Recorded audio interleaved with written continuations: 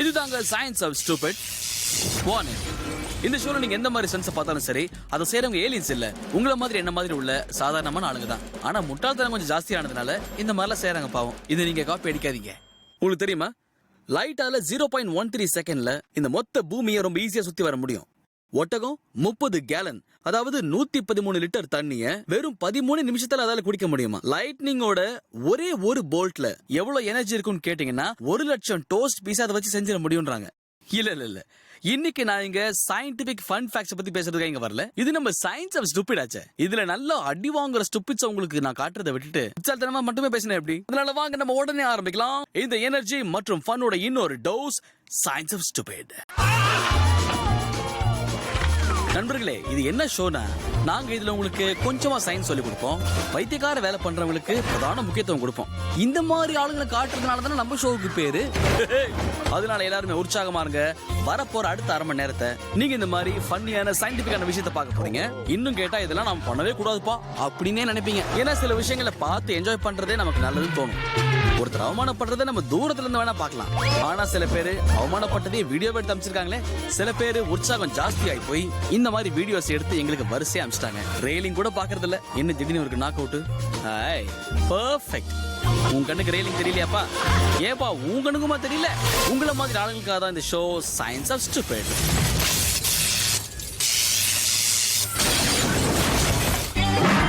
இன்னைக்கு எபிசோட்ல வித்தியாசமான வீடியோஸ் நம்ம பார்க்க போறோம்.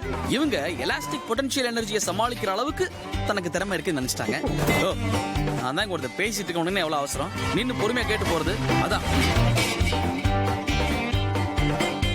நல்லா குளிக்கிறது நல்ல விஷயம் தான். 4 பேர் பாக்குற மாதிரியா குளிக்கிறது? ஒரு பக்கெட் போதுமா? நம்பி நின்ன பொண்ணு மண்டையில பக்கெட்டை போட்டானுங்க.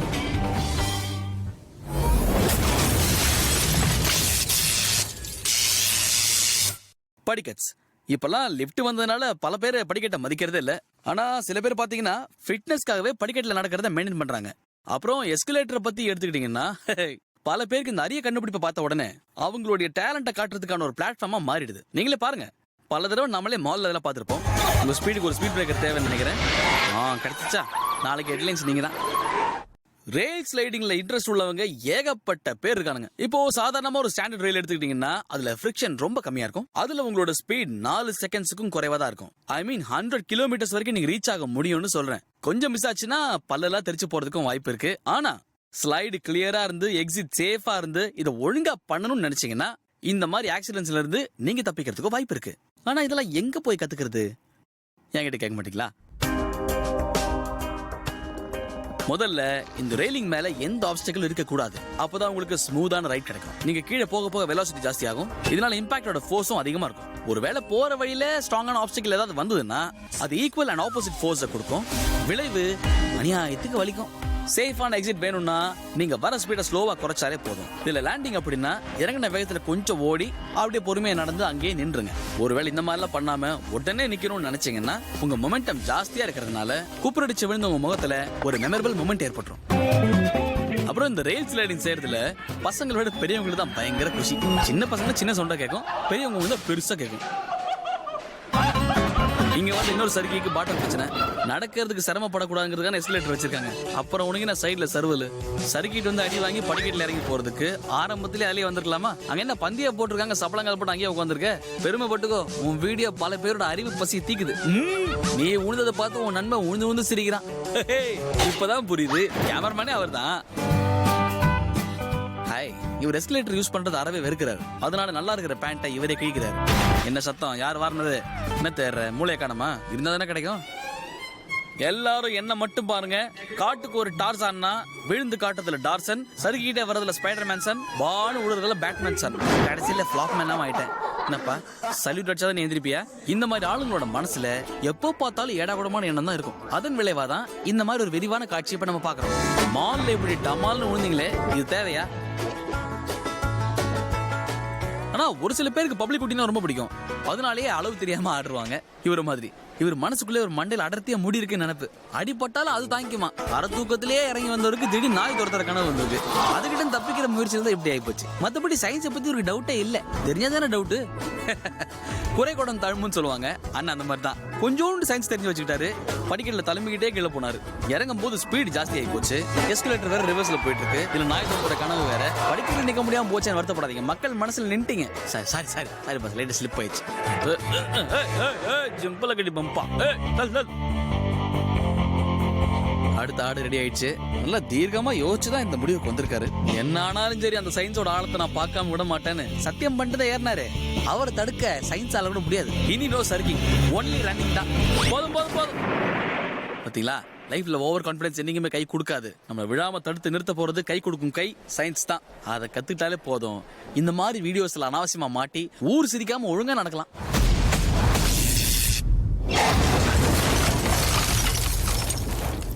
டம்பிளிங் நிறைய பேர் இதை செய்யறதுக்கு முயற்சி பண்ணுவாங்க. ஆனா பாவம் எல்லாராலையும் இது செய்ய முடியாம போயிடும். ஐ மீன் வெற்றிகரமா. இதை செய்யறதுக்கு நிறைய பிராக்டிஸ் தேவைப்படுது பாஸ். எந்தெந்த வேலையை யார் செய்யணுமோ அவங்கவுங்க தான் அந்த வேலையை செய்யணும்னு ஒரு சொல்லே இருக்கு. அதே மீறி பண்ணா நம்ம மூஞ்சே இருக்கும் தரையில. இது பாருங்க எவ்வளவு பிரமாதமான ஒரு ஃப்ளோல பண்ற டம்பிளிங். இதை பார்க்கும் போதே மனசு அள்ளுது இல்ல.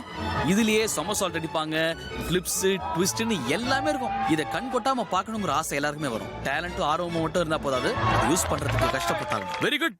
இப்போ உலகத்தோட பெஸ்ட் ஜிம்னாஸ்ட் எல்லாருமே கண்டிப்பா ஏதோ ஒரு ஸ்டேஜ்ல தான் இதை கத்துக்க ஆரம்பிச்சிருப்பாங்க இல்லையா? அது மாதிரி இப்ப ஆரம்பிக்கிறவங்களுக்காகவே இந்த சயின்ஸ். ஜிம்னாஸ்ட் எல்லாருமே ஒரு பவர்ஃபுல் டேக் ஆஃப் ஆரம்பிப்பாங்க. எந்த டைரக்ஷன்ல குனிய போறாங்களோ அந்த டைரக்ஷன்ல தான் சுத்துவாங்க. காத்துல காலை எந்த அளவுக்கு உள்ள வைக்கிறாங்களோ அதே அளவுக்கு சுத்துவாங்க. இதுக்கு பேர் தான் கன்வர்ஷன் ஆஃப் ஆங்குலர் மொமெண்டம். இதன் மூலமா அவங்களோட ஸ்பின் ஸ்பீட 3 மடங்கு அதிகமாக்குவாங்க. ஃபைனலா லேண்டிங் மூலமா சென்டர் ஆஃப் மாஸ அவங்க காலை விட கொஞ்சம் முன்னாடியே வச்சிருப்பாங்க. அப்பதான் மொமெண்டம் கூடவே அவங்களால ஒரு ஸ்டேபிளான பொசிஷனுக்கு வர முடியும்.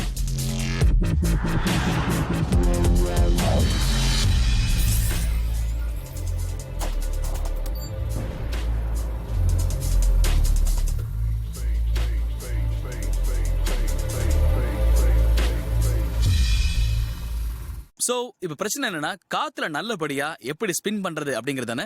இப்போ டம்பிள பெர்ஃபெக்ட்டா பண்ணணும்னா அதுக்கு இன்னொரு முக்கியமான விஷயம் பவர்ஃபுல் டேக் ஆஃப். இந்த குட்டியை பார்க்கும்போது சீக்கிரத்துல விழுந்துடும் எனக்கு மனசுல பட்டுட்டே இருக்கு. ஐயோ முதல்லயே சொன்னல, எனக்கு நல்லாவே தெரியும். நான் எதிர்பார்த்ததை விட நீ பிரமாதமா தான் விழுந்த. அதுல எந்த குறையும் இல்ல. பாக்குறதுக்கு நல்ல ஓங்குதாங்க இருக்க. உன்னால பல்டி அடிக்க முடியுமான்னு சந்தேகமா இருக்கே. உடல் மொழியே சரியில்லை. சொல்றதுக்கு இல்ல, உட்காந்து சாப்பிடு. ஐயோ மூக்கிலேயே வாங்கினியா? சரி விடு, ஸ்மெல்லே தெரியாது. நல்ல ட்ரெஸ் தான் போட்டிருக்க, அதெல்லாம் ஓகே. முதல் ரவுண்ட்ல நிறுத்திருக்கலாமே, 2வது ரவுண்ட்ல தான் அழகு தெரிஞ்சு போச்சே. சரி பட்டு தூங்கு. என்ன சுத்தி விட்டு சிலம்பம் மாதிரியே போறாரு. போர் அடிச்சு காத்தாடியா மாறிட்டாரு. என்னப்பா நீ சொல்லாம கொள்ளாம ஏரோப்ளைன் மோடு போயிட்ட? சுத்துறதா தானே பேச்சு. அப்புறம் என்ன பாதி வழியில உனக்கு டவுட் வந்தா அடிப்பட்டதுல டவுட்டே இல்ல. அடுத்த வாட்டியாவது ஒழுங்கா பண்ண. பிடிவாதம் ஜாஸ்தி.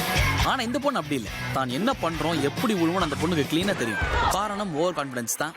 விளைவு கொஞ்சம் நெளிவு. இவங்க உஷா ஃபேனோட ஃபேன் போல இப்படி சுத்துறாங்க. இங்க ஓரமா நிக்கிற நம்ம நிக்கிருக்காரு, இவரு மெக்சிகோக்காரரு. இவரை பார்த்தால் எல்லாமே கரெக்டா பண்ணுவாருன்னு தோணுது. எக்ஸலண்டா ஸ்மூத்தா ஒரு ஃப்ளோவா. இது என்ன புது ஃப்ளோவா இருக்கு? என்னாச்சு நான் சொல்றேன். பிள்ளைக்கு கண்ணு பட்டுச்சுமா. நீ மட்டும் ஒரு கருப்பு போட்டு வச்சுட்டு பல்ட்டி அடிச்சிருந்த சத்தியமா விழுந்திருக்க மாட்டேன். லேண்ட் பண்ணும்போது சென்டர் ஆஃப் மாஸ்ங்கிறது கொஞ்சம் பின்னாடி போயிடுச்சு. அதையும் பரவாயில்லன்னு சமாளிச்சு எந்திரிச்சு அச்சாரு பாருங்க அடுத்த பெல்ட்டி. அங்கதான் நின்று நான் கலைஞ்சேன். விட மத்ததெல்லாம் அப்புறம் பாத்துக்கலாம். அப்ளாஸ் தான் முக்கியம். சக்கரை இனிக்கிற சக்கரை நீ காத்துல எதுக்கு சுத்துற. Excellent landing. கரெக்டா லேண்டிங் பண்ணும்போது சென்டர் ஆஃப் மாஸ்ங்கிறது காலுக்கு முன்னாடி இருக்கணும். கொஞ்சம் தகதள்ளி முன்னாடி போச்சுன்னா பல்ட்டி அடிச்சுட்டே டென்டிஸ்ட் வீட்டுக்கு போக வேண்டியதுதான்.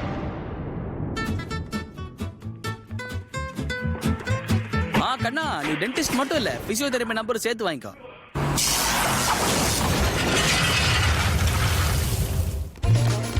டேபிள்ல தர்பீஸை வச்சு யாகம் பண்றாங்கன்னு நினைக்காதீங்க. இது வரைக்கும் நம்ம யாரும் பார்க்காத காட்சியா இருக்கும் இது. அப்படின்னா பெருசா 2 பேர் சாதிச்சிட போறாங்கன்னு நினைக்காதீங்க. பிரேக்குக்கு அப்புறம் பார்த்து சொல்லுங்க. இவங்க 2 பேரும் பண்ற திருவிழாடல நல்லா கவனிங்க. தர்பூசை நன்றாக உற்றுப்பா. அப்படி போடு. பாத்தீங்களா நண்பர்களே, இதுக்கு பேர் தான் கம்ப்ரசிவ் ஃபோர்ஸ். இந்த வாட்டர்மெலனோட ஸ்கின் பாத்தீங்கன்னா ரொம்ப பலமா இருக்கும். அதுக்கு மேல இவங்க ரப்பர் பேண்ட் வேற போட்டு விட்டாங்க. இதுல கம்ப்ரசிவ் ஃபோர்ஸ் ஜாஸ்தியாயிட்டே போகுது. இந்த ஃபோர்ஸ் ஜாஸ்தியாக தர்பூசால தாங்க முடியல. இதுல பீஸான தர்பீஸ் கிட்டத்தட்ட 20 km/h ஸ்பீட்ல வெடிச்சு செதறிடுச்சு. இதுதான் சொல்லுவாங்க பிரஷரை ஏத்திக்காதீங்கன்னு. செதறிடும்.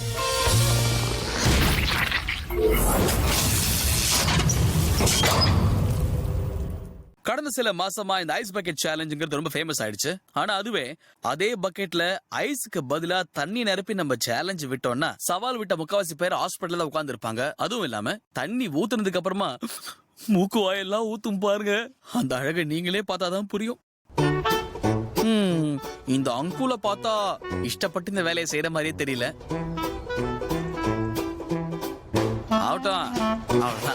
இந்த வீடியோ வந்ததுக்கு அப்புறமா அங்கிள் நிலைமை என்ன ஆகும் போதோ. ஹாய் டயானா, பக்கெட் கம்மிங்கயா. Who is that disturbance? பொறாம புடிச்ச பசங்கடா நீங்க. பையனுக்கு கட்டம் என்ன சொல்லுதுன்னா இன்னைக்கு அவனுக்கு அம்னிஷியா ஆரம்பிக்குதான். நான் தான் முதலே சொன்னல. Well, I'm sure இதுக்கப்புறம் இந்த பையன் அவங்க அப்பா அம்மாவையே அங்கிள் ஆண்டி தான் கூப்பிடுவான். இப்ப நேரம் வந்துருச்சுங்க இதை பத்தி உண்மை தெரிஞ்சுக்க. அதாவது வாட்டரோட பவர், அதுக்கப்புறம் நனையறதுக்கு பின்னாடி உள்ள சயின்ஸ். பக்கெட்ல தண்ணி அலைப்பாயும் போது அதோட சென்டர் ஆஃப் மாஸும் மூவ் ஆயிட்டே தான் இருக்கும். இந்த காரணத்தினால பக்கெட்டை கண்ட்ரோல் பண்றது ரொம்ப கஷ்டமா இருக்கும். அதுவும் இல்லாம பக்கெட்டை 2 கைகளால கீழ்ப்பகுதியில பிடிச்சிங்கன்னா அப்ப இந்த சென்டர் ஆஃப் மாஸ் கைகளால உருவாக்கப்பட்ட பிவட் பாயிண்ட்டுக்கு மேல இருக்கும். இதன் காரணமா பக்கெட்ல உள்ள தண்ணியை ஊத்தும் போது பேலன்ஸ் பண்ண முடியாம ரொம்ப கஷ்டமா போயிடும். கண்ட்ரோல் பண்றதுக்கு வேணா பக்கெட் வேணா ஒரு கையால நீங்க மேல பிடிக்கலாம். சப்போர்ட் பண்றதுக்காக இன்னொரு கையை நீங்க கீழே வச்சும் தண்ணி எப்படி ஊத்தலாம். மேலும் கண்ட்ரோலுக்காக பக்கெட்டோட ஒரு பார்ட்டை ஏதாவது ஒரு ஆப்ஜெக்ட் மேல வச்சு இந்த மாதிரி ஊத்துனீங்கன்னா உங்க ப்ராசஸ் ஒழுங்கா முடியும்.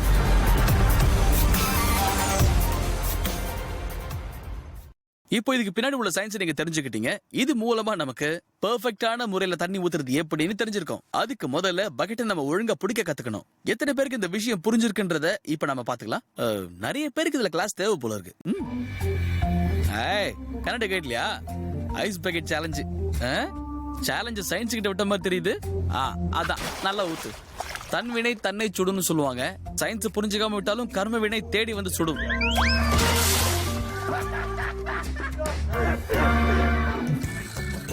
ஆக்சுவலி இவர் ஒருத்தர் மட்டும் அந்த மாதிரி கிடையாது. இவர் சுத்தி நிக்கிற 3 பேர்ல யாரோ ஒருத்தருக்கு அதே நிலைமை ஏற்பட போகுது. அது யாருன்னு கெஸ் பண்ணுங்க பாக்கலாம். ஒண்ணு ஒழுங்கா ஓடிடுச்சு. இவங்க மேல இன்னும் தண்ணி ஊத்திட்டாங்க பாவம். ஐஸ் பக்கெட் சேலஞ்சுனா சும்மா தானோ. இவங்க பண்ண தப்பு என்னன்னா பக்கெட்டை தூக்கியே ஆகணும்னு ஒத்த கால நின்னாங்க. அதே நேரத்துல இவங்க கையோட பொசிஷனை மாத்தின உடனே இவங்களோட சின்ன கையால அவ்வளோ பெரிய பக்கெட்டை பிடிக்க முடியல. இதனால சறுக்கடிச்சு கீழே விழுந்தவங்க 1 வருஷத்துக்கு அப்புறம் குளிச்சாங்க.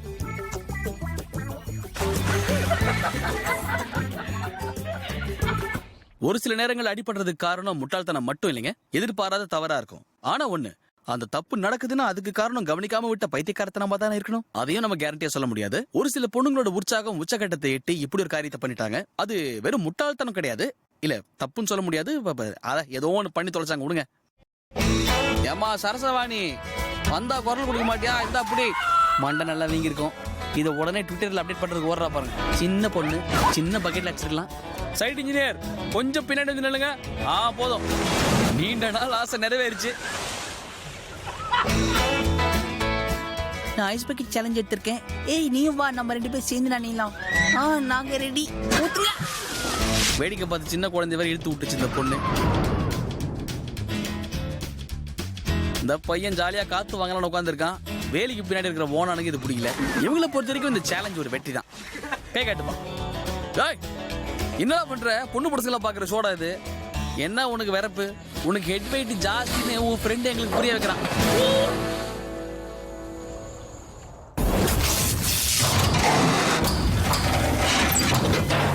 ஃப்ரெண்ட்ஸ், கயாக்கிங்க பத்தி இதுக்கு முன்னாடி கூட உங்ககிட்ட நான் ஒரு வாட்டி சொல்லியிருக்கேன்னு நினைக்கிறேன்.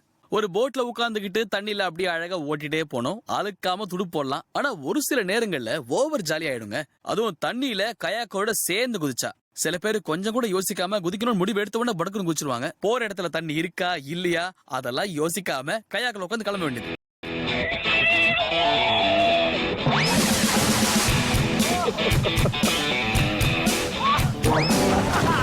இதனாலதாங்க இந்த மாதிரியான பைத்தியக்காரங்க லேண்ட் கயாக்கிங்க உருவாக்கியிருக்காங்க. இதுல தண்ணிக்கு பதிலா இதை தரையிலே பண்றாங்க. ஒருவேளை நீங்க கூட இந்த மாதிரி செஞ்சு பார்க்கலாங்கிற ஐடியால இருந்தீங்கன்னா அப்ப நான் சொல்றதை கேளுங்க ப்ளீஸ். இதுக்கு பின்னாடி உள்ள சயின்ஸை தெரிஞ்சுக்கங்க. லேண்ட் கயாக்கிங்ல உள்ள மிகப்பெரிய சேலஞ்சே ஸ்டியரிங். இதுல ஒரு மெத்தட் என்னன்னா பெடலை தரையிலே டிராக் பண்றது. இதனால சென்டர் ஆஃப் மாஸால தூரத்திலேயே டிராக் பவர் கிரியேட் ஆகும். இது உங்களை ஒரு சைடு மட்டும் இல்லாம இன்னொரு சைடு ஸ்லோ பண்ணும். இதன் காரணமா நீங்க ஈஸியா டர்ன் பண்ணவும் முடியும். இன்னொரு மெத்தட் என்னன்னா உங்களோட பெடலை தரையில ஜோரா அடிக்கணும். அப்போ தரையில ஏற்படுற ஃபோர்ஸ்னால இந்த கயாக் திரும்ப ஆரம்பிக்கும். அதுவும் ஃபோர்ஸ் ஏற்பட்டதுக்கு ஆப்போசிட் டைரக்ஷன்ல.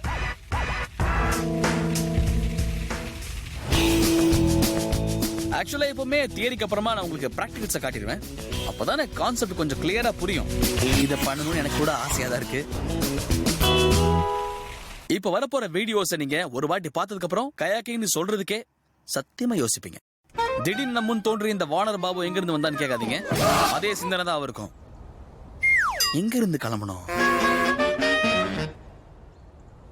ஓகே, இது ஃப்ரெண்ட் இழுத்து விட்டது. இவர்கிட்ட பெடல் வாங்க காசு இல்ல போல இருக்கு. எளிமையா இருக்கட்டுமே பிளைவுட் வச்சு அட்ஜஸ்ட் பண்றாரு. ஓகே, நின்னா சரி. பாருங்க, ஒரு பக்கமா பிரஷர் ஜாஸ்தியா கொடுத்துட்டாரு. இதுல நிறைய ஃபிரிக்ஷன் உருவாயிடுச்சு. உடனே சரண் லெஃப்ட்ல திருப்பிச்சு. இவர் இன்வெஸ்ட் பண்ண பட்ஜெட்டுக்கு இவ்வளவுதான் வரும். வாங்க வாங்க. அது யாருப்பா? தம்பியா? உன்னை நம்பிதான் அடக்கமா உட்காந்துருக்கான். சந்தோஷமா கொண்டு போய் அடக்கம் பண்றத.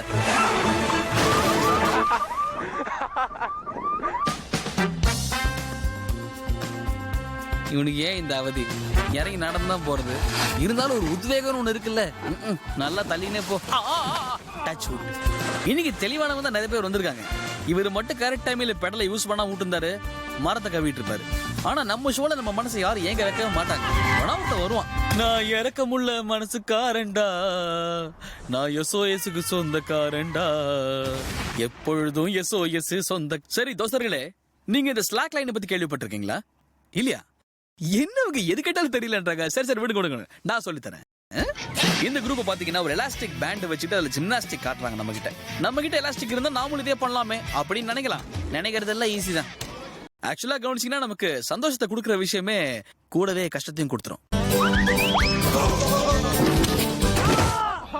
இந்த அடிக்கான முக்கியமான காரணம் எலாஸ்டிக் பொட்டன்ஷியல் எனர்ஜி. ஐயோ, இது பார்க்கும்போது பயங்கரமான எனர்ஜியா இருக்குன்னு தோணுதா? ஒண்ணு பண்ணுங்க, இந்த வீடியோவை பாருங்க. பார்த்ததுக்கு அப்புறம் உங்க மனசு தானா சாந்தமாயிடும். ஒரு எலாஸ்டிக் ஆப்ஜெக்ட்ல ஒரு ஃபோர்ஸ் ஏற்பட்டுச்சுன்னா அப்போ அதுல எலாஸ்டிக் பொட்டன்ஷியல் எனர்ஜி ஸ்டோர் ஆகுது. இந்த ஸ்லாக் லைன்ல இந்த கொண்டக்காரரால எவ்வளவு ஃபோர்ஸ் உருவாகுதோ அதே அளவுக்கு இதுல எனர்ஜியும் ஸ்டோர் ஆயிட்டே வரும். இப்போ நமக்காக இவ்வளவு கஷ்டப்படுற இவரு இந்த ஸ்லாக் லைன்ல குதிக்கும் போது நிறைய ஃபோர்ஸ் உருவாகிறதுனால இதுல ஏகப்பட்ட எனர்ஜி அப்படியே ஸ்டோர் ஆகுது. இதனால திரும்பவும் அது மேல குதிக்கும் போது அந்த எனர்ஜி அப்படியே காத்துல இவரு தூக்கி அடிக்கும். இதுல நீங்க கண்ணும் கருத்தமா கவனிக்க வேண்டிய விஷயம், உங்களோட சென்டர் ஆஃப் கிராவிட்டி இந்த லைனுக்கு மேல இருக்கான்னு பார்த்துட்டே வரணும். அப்போதான் இதுல இருக்கிற எலாஸ்டிக் எனர்ஜி இவர மாதிரியே ஸ்டைலா ஷோ காட்ட வைக்கும்.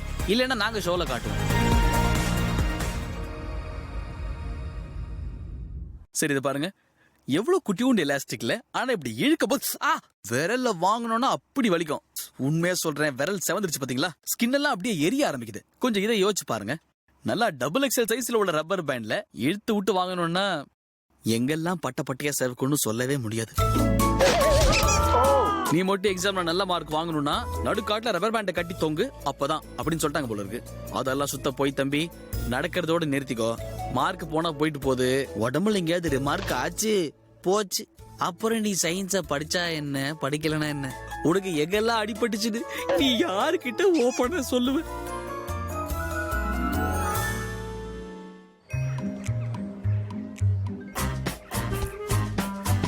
ஒரு பாசமிகும் தாத்தா, அவரோட பேர் என்ன, இப்பவே வித்த காட்டுறது பிராக்டிஸ் பண்றாரு. ஏன் தாத்தா, நீங்க தான் பேரை எடுத்துட்டீங்களே, அந்த பையன் ஒரு பேராது எடுக்க வேணாமா? இப்படி பண்ணிட்டீங்களே. கம்மியா எலாஸ்டிக் இருக்கிற ரோப்ல நடந்தா கூட இவ்வளவு வலி ஏற்படுதுன்னா கொஞ்சம் யோசிச்சு பாருங்க. பவுன்ஸ் ஆற ஸ்லாக் லைன்ஸ்ல சாதிச்சு காட்டணுங்கிற ஆர்வத்துல யாராவது ஏறி குதிச்சாங்கன்னா அவங்களுக்கு சோதனை காலம் ஆரம்பிக்குமா இல்லையா? இல்ல லிட்டரலா நம்ம இதை பத்தி யோசிச்சு மண்டை போட்டு குழப்பிக்கிறதுக்கு ஒண்ணுமே இல்ல. நீங்க தான் சார் பாச்சு, ஒரு வாட்டி வீடியோ பார்த்தாலே தெரிய போகுது. ஒண்ணு இல்லைங்க, நீங்க இந்த எலாஸ்டிக் எந்த அளவுக்கு போட்டு ஸ்ட்ரெச் பண்றீங்களோ அதை விட டபுள் மடங்கு எனர்ஜி ஸ்டோர் ஆகும். அதே மாதிரி அடியும் 2 மடங்கு விழும். எல்லா சாதனையாளர் லிஸ்ட்ல வரணுங்கிற ஆசையில தான் இந்த மாதிரி எல்லாம் முயற்சி பண்றாங்க. ஆனா நம்ம மனசை விட இந்த எலாஸ்டிக் வாபுல் ஆகுங்கிறது அவருக்கு நடுவழியில வந்து நின்றதுக்கு அப்புறம் தான் புரிஞ்சுது. அப்படி இந்த குட்டையை குழப்பறதுல என்ன ஆனந்தத்தை பார்த்தாரோ. சந்தோஷமா இல்லையா? நீங்களே பாத்தீங்க, தனியா போன முடிவு எடுத்தாரு. வந்ததுக்கு அப்புறம் எதுக்கு இப்படி குதிச்சா நமக்கு தெரியல. ஆனா இடம் பொருள் ஏவல் தெரியாம குதிச்சதுல சென்டர் ஆஃப் கிராவிட்டி லைட்டா வந்து வெளியே போயிடுச்சு. அட் டைம்ல எலாஸ்டிக் விட்டு வெளியே வந்த energy get out of my class வெளியே அனுப்பிச்சு. I like your mental balance, yeah. Very nice, yeah. Oh, no balance, only mental. முக்காவாசி பேர் ஒரே லைன்ல ஊத்துறாங்க. இதுல 2 பலே. அங்க சுவிட்ச போட்டதுக்கு இங்கே லைட் எரியுது. ஃபீல் பண்றாரு.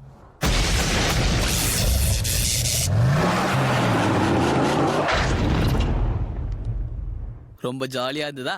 எத்தனையோ எக்ஸாம்பிள்ஸ்லாம் பார்த்துட்டே வந்தோம். ஃப்ரீயா வீட்டுல உட்காந்து எல்லா விஷயத்தையும் கத்துக்க வேற முடியுது. முக்கியமா என்ன செய்யணும் என்ன செய்யக்கூடாதுன்னு வேற தெரிஞ்சிருதா?